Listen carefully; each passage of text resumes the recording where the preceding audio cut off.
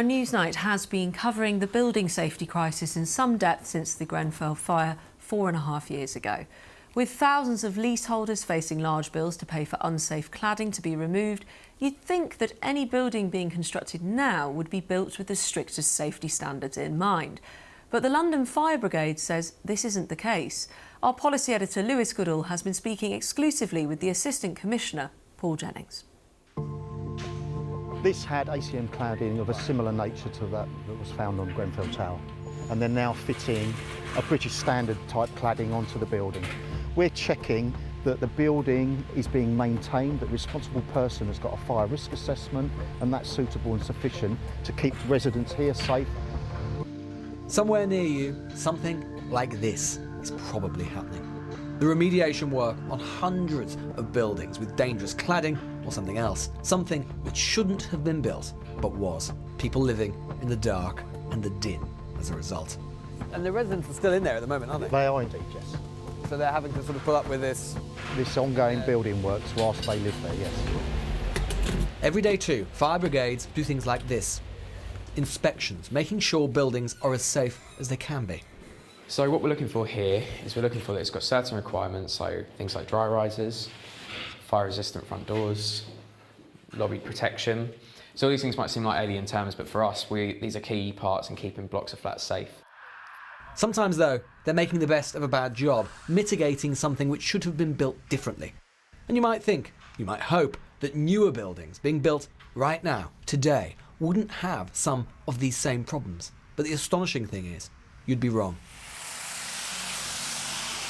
The Fire Brigade rarely speaks about the development process. They're doing so exclusively to Newsnight because they're so worried about what they're still seeing.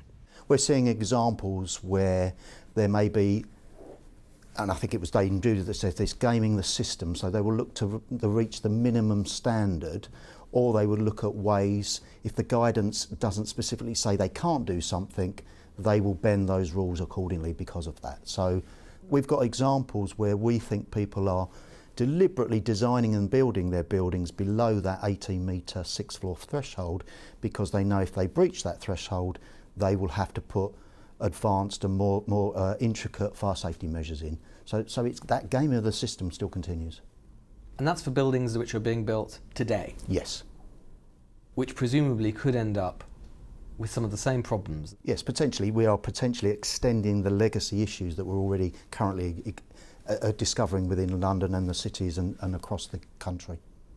I think people hearing that from you will find that absolutely extraordinary. It's not acceptable. It's not the cultural change that we all want to see within this built environment. And so to be clear, how many buildings do you think are being built now, today, concurrently, that you're concerned about in terms of still not having the right standards? Hundreds, if not thousands of buildings. We're seeing around 60% of the building consultations that come into the fire engineering team and others are ones where we're going back with concerns.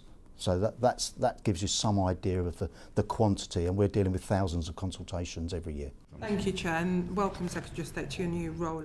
In recent weeks, we've had some mixed messages from government. This apparent shift on leaseholder liability from Michael Gove. We also have a responsibility to relieve some of the obligations that are being faced by leaseholders at the moment, who are innocent parties in this, and who are being, in many circumstances, asked to pay disproportionate sums when there are individuals in business, some of them still in business, who are guilty men and women.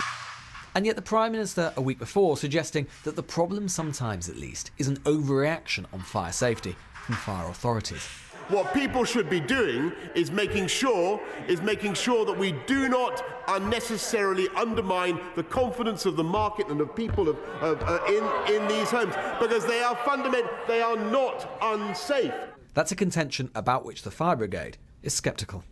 I can't comment for what the Prime Minister's thoughts are. All I can say is we've identified within London that we've now got in excess of 1,100 buildings that have changed to a simultaneous evacuation strategy for either cladding issues or whether they've got compartmentation or cavity barrier issues. Now, there are substantial changes there that we need to respond to not only the responsible person but the fire and rescue service. So those buildings need to adopt a different strategy because of that. Whatever the system is, however rigorous, we're still going to require a shift in attitude from developers. The question with which ministers must wrestle is if Grenfell and all the bad publicity from the building safety crisis hasn't yet forced that shift, then what will? Lewis Goodall reporting there. And we put what the Fire Brigade said to the House Builders Federation, the trade body for private sector home builders. It told us developers meet the building regulations set by government without exception. Standards today are considerably more exacting than previous iterations. Building regulations differ dependent on the type of building, but all have resident safety at their core. The government told us the safety and well-being of residents is our priority, and the Building Safety Bill will strengthen oversight and protections for everyone in high-rise buildings. All new buildings of any height must meet building regulations fire safety requirements, and we have already banned the use of all combustible materials on external walls of new residential buildings over 18 metres.